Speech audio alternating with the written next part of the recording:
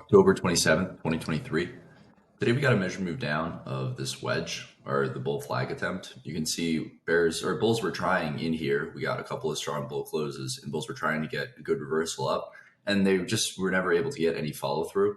And a lot of times when that happens, you get something like 39 and you can sell 39 for a swing, hoping you get a measure move down of that flag. And while it's true that if you're selling 39, you are selling the bottom of a trading range, that's pretty clear. This might be a 40% trade, but you're trying to make 30 points and you're risking six. So 5 to 1 at 40% is pretty good equation. Additionally, I thought it was important that there were these strong bull bars in here because always in bears can sell below 24, right? It's double top at the top of the trading range, so sometimes always in bears will sell below 24 or the close of 25, but it's really hard to stay short because you're probably going to exit above 30. You're probably going to exit above 34. So it's really hard to want to stay short. So you have more bears trapped out than you might usually. And so maybe makes 39 an even more credible sell for a swing. Bar one, bear bar, but not quite closing on its low. You have a tail on the top and a tail on the bottom. Overall, if we start to trade down at the beginning of the day, you have to be thinking that we're probably going to be at the bottom of a trading range because there's been support here yesterday and support here. So I don't think that this sell-off is going to last all that long. Follow through on bar two. Good for the bears. Good bar on one, good bar on two. But, look at the size of these bars yesterday, right? We had these two smaller bars, but then we got stronger, bigger breakout bars, 10 points, 6.5 points, 8.5 points, 6.75 points. And this is towards the end of the day. And on the open of the day, you're getting a 6-point bar, big bear bar. So it's not that big and not that impressive is what I'm trying to say. If bears wanted an impressive bar, it should be looking like these. These were impressive bars yesterday. This was an impressive bar. That was an impressive bar. That was an impressive bar. So bears want those big, strong closes, and they're just not getting it. And that's why you get bad follow-through on bar three. Bar three trades down, and bears end up scalping out because they're disappointed in the follow-through overall. Bar four is interesting. It's a big bear bar, and it's an impressive bear bar, but there's a big problem with it, and that's that it traded above three. Once four trades above three, you now have to be worried that this is just a second leg trap to the bottom of a trading range. Because if you're selling below four, you are selling the bottom of a trading range. And a lot of times four is going to be a second leg trap. So, makes more sense, I think, to wait for follow through. And you get follow through on five, but you don't really get follow through. You get bad follow through. What you want to see on five, I know five might look okay, but five overlaps the tail of three. So there's a lot of overlap here. And this is just a small bar. If you're selling below four, you wanted to see a big bear bar like this. You want to see a ton of downside urgency, and you just really don't get it on five. So a lot of traders are disappointed in five, and they're exiting on the close of five, and that's causing the rally on six. Six, some bulls, the argument for the bulls is, it's a second leg trap at the bottom of a trading range, so reasonable swing buy. The obvious magnet for the bulls is the low of 3 o'clock yesterday. But if we're going to get up here, you're going to have a lot of time to get in. I mean, it's really, really unlikely that you're just going to get like a 25-point bar and, it's just going to head right to that magnet. If this is going to go, you're probably going to get like another strong bull bar and then another strong bull bar. So you're going to have a lot of time to buy. So I don't think it's necessary to buy above six, especially with how tight this bear channel is, even though the bull argument is valid. Outside up on bar seven. Bar seven is interesting. It couldn't quite close on its high, which was pretty disappointing. I think bulls wanted a really strong close on its high. And you can see bulls who were front running this were disappointed at the close, and they sold out on the close of the bar, and that caused the micro gap down. Additionally, once we traded up above bar seven, there were sellers because bulls were no longer interested in buying. And any bull who did buy above here or was long for any reason is disappointed at 8. And once we get a second leg up on 9, those traders who were long are now scalping out because why? Well, if you bought above here and you got this, that's not what you wanted. And so what's a logical place to scalp out? Around the open of the day. And that's about where we went to. We got within a tick of testing the open of the day. Since it's a trading range day, the open of the day is a pretty reasonable magnet, and bulls are exiting. And you can see any bulls who didn't exit and were hoping 9 was going to close on its high are now disappointed in the tail in 9, and they know that it's 1. It could be, there are a couple of things. 1, and then up, down, back up. 2, down, up, 3. So it could be a wedge, or you could look at it as 1, pullback 2, second leg trap. I personally look at it as a second leg trap, but it doesn't really matter. Either way, you need to probably not be long anymore. So bulls are selling out of their longs, and that's causing the big bear bar on 10. We haven't had any really clear always in flips yet today. You've had a couple of spots where, you think the bears, maybe if they get a bit of a better bar on 5, it might be always in short. Bulls, if they can get some follow through, it might be always in long. But we haven't quite had a clear always in position yet today. 10, bear bar closing, near its low. It's a good bar for the bears. It's a low 2 short. And bears would argue it's a breakout pullback. So they can sell below 10 for a swing. And bulls see it as the bottom of a trading range and are expecting support. Most likely we just go sideways. And that's why you get bad follow through on 11. And you can see 11 tries to test the close of 9. So bulls were trying to get some sort of inside bar here. But once it got back up here, any bulls who were long, who had bought above here and still hadn't exited, or if they bought the close of 9 or they were long for any reason, are disappointed. And they're seeing this as a good price to scalp out because it's the top of this tight trading range and upper third of the overall trading range. Inside bar on 12, very small inside or doji inside bar. So not really anything to do here. It's an eye pattern, but it's 2 dojis. So I would rather just wait. I'd be more confident in the fact that the first breakout is going to fail than I would be really in anything else. That's more of what I'd be thinking about. You can see bears tried to get a breakout on 13 and failed, and bulls tried to get a strong bull bar closing near its high so that they could argue it was a couple legs down and they could buy for a swing. And if it's a smaller bar, it makes more sense to buy because it's lower in the trading range, and so your risk reward is going to be better. But we get a disappointing bull bar, and then you get a big outside down bar on 14. And I think one of the reasons, obviously, you get the big outside down bar is because you have a tight trading range. And so we got up here. It's a tight trading range. Limit order bears sold. You get a big bear bar on 14. Is 14 going to work? Well, you just had 3 tight trading range bars. So it doesn't seem all that great to be selling below 14. It seems more like you're selling the bottom of a trading range. And it seems like the apex of this tight trading range is probably going to get tested. So you get follow through on 15. But you can see once we got it, we went back down, below this low, and bears immediately exited. So some bulls would argue that it's a trend line here, and you get a trend line break and then a pullback at a slightly lower low, and a potential major trend reversal up on 16. After bulls were buying this low too, obviously, but bears are scalping out of their shorts, and you can see that's causing the move up on 16. 16 was disappointing because it didn't quite close on its high. I think if 16 closed on its high, it's a better buy. But in trading ranges, a lot of times signal bars are not what you want them to be. So it's probably still an okay buy above 16 because the context for the buy makes a lot of sense. The bar just isn't quite what you want. Some bulls will wait for more follow through, which you do get more follow through on 17, but it again has a tail on the top. So, it's hard to want to be buying here when you're getting all these tails on the tops of bars. And you get more follow through on 18, but when you look at 15 or you look at 16, 17, then you get to 18, it's on 16, it's up, down, 17, up, down, 18, up, and then probably going to get a third attempt to reverse down. So it's a parabolic wedge on a lower time frame. Does it mean you sell below 19? No, but it makes it hard to want to buy up here because you're buying the top of the trading range and these bars aren't exceptional. So I think it's better to wait.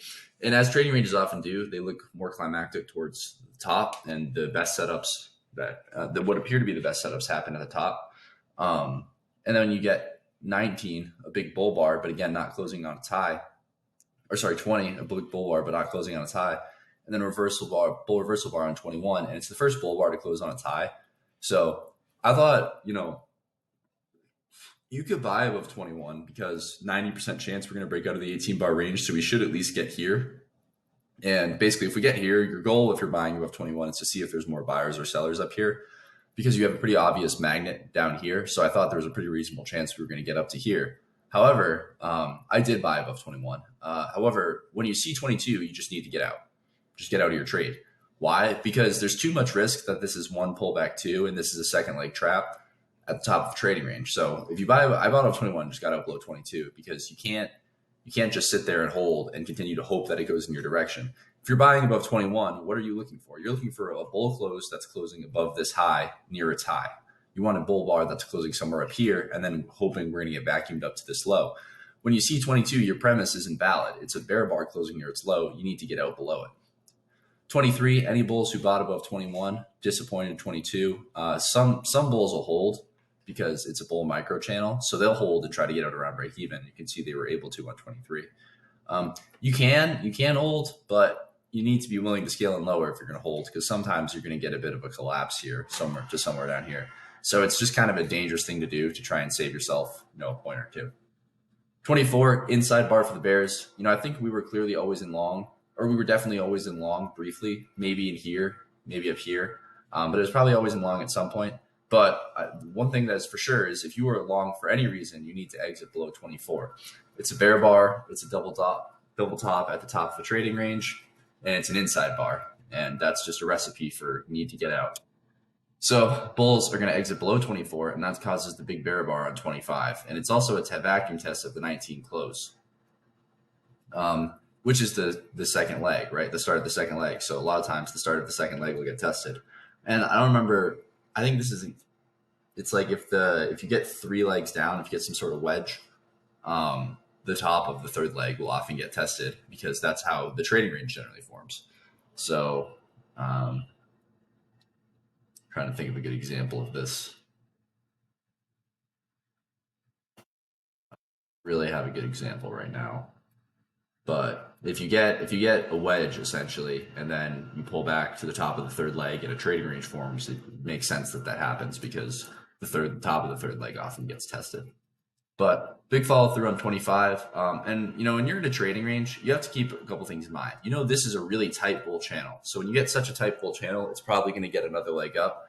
And so while selling below 24 is fine, this is pretty steep. And a lot of bulls still get big follow through on 25, and then they just get out. A lot of bears, they get big follow through on 25, and they'll see this and they'll say, yeah, well, that's a quick scalp. And I think that this is pretty strong. So, we might get another leg up. And, realistically, your profit target's probably only down here, the 15 high. So a lot of traders just exit at the market. And that's what's causing 26. That's what's causing the buying here. But you can see that when it got back to the entry price of the bears again sold aggressively. And break-even stops, this would be your break-even stop. It's pretty normal for them to get tested in trading ranges and then for the market to go. But yeah, 27 inside bar. After 26 was an inside bar, so 26, 27 is an II pattern. I think it's probably an okay swing below 27. But bad follow through on 28, really disappointing. When you get bad follow through on 28 after 27, a lot of traders, will exit, and that's what's caused the tail on 29. But there are probably sellers above 28 since it's a bear bar. 30, bulls are going to argue it's 1 pullback, 2 pullback, 3 in a reasonable buy above 30. But you've already broken out of the 18 bar range, right? So that's no longer a magnet. And you got to be thinking at this point, if you're buying above 30, what are you hoping to accomplish, right? What's your goal? You want to get maybe to this low? Is that what you're looking for? That probably is. And if you're going to get there, your current risk is 5 points. You're trying to make 20. So you get like 4 to 1. So while, the math isn't probably awful to buy above 30, it's just, why not wait for a follow through bar? If you waiting for a follow through bar makes so much more sense. Waiting for a follow through bar makes so much more sense because once you have follow through, you have confirmation, and this seems like a tight trading range. So it makes more sense to not buy above 30 and wait for 31. And, you could argue the same logic for 39, I think. If your profit target's a measured move down, you have like a 6 to 1 risk reward, you can just wait for follow through. And I agree, you can sell below. So you notice how obviously 30 and then you get 31 is disappointing. If you sell below 39 and you get an outside up bull bar, that's disappointing.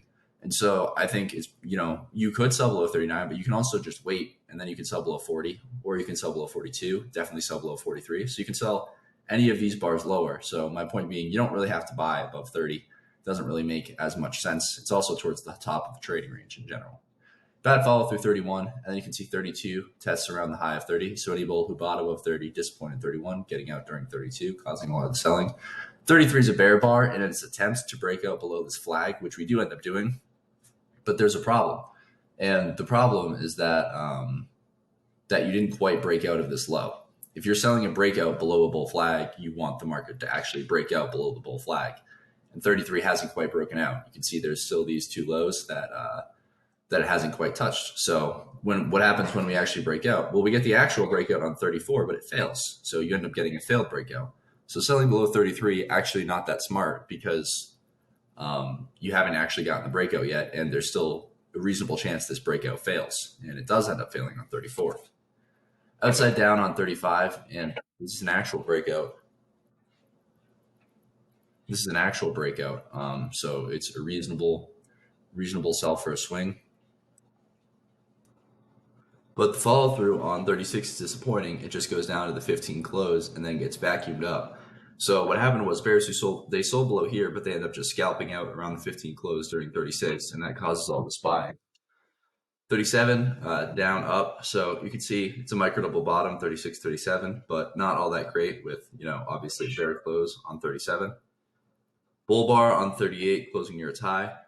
I don't think you ever really want to buy above 38. Some bears make an argument to exit above 38, but you got to be thinking that the 37 high is going to get tested. But either way, bears don't want it to trade above 38, so they sell to close. And that's when you get the inside bear bar 39.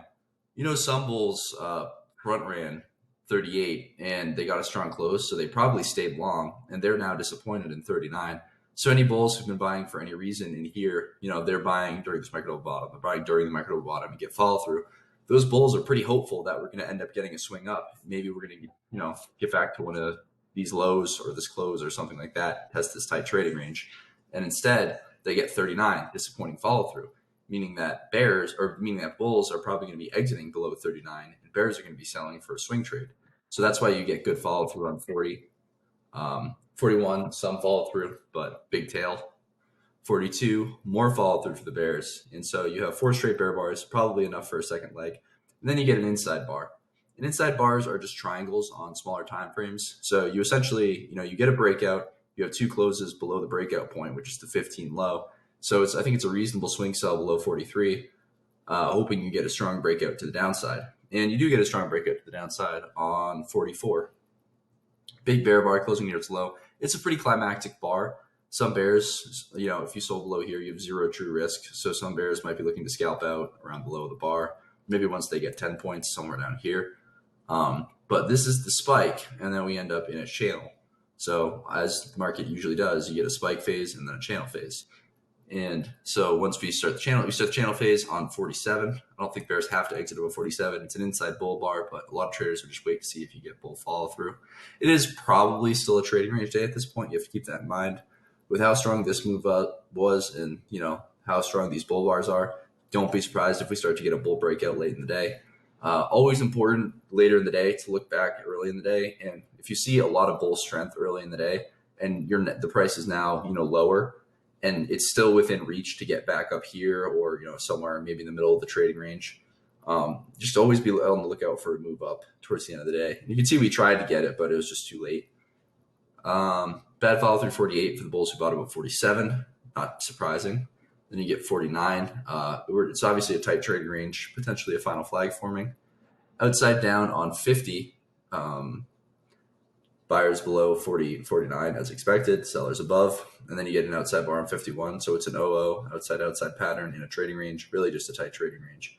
So even if we get a breakout below this tight trading range, you have to be wondering how far we're really going to go because, we're probably going to come back and at least test the apex of this trading range, which I think was what was happening here. And if you so you get 53. I think you could sell below 53. It's maybe okay to do. But again, we haven't broken out of the 51 low yet. So I have the same kind of problem as I had over here is you haven't broken out of the 51 low yet. If you're selling below here, it's probably a scalp because this is a tight trading range. And so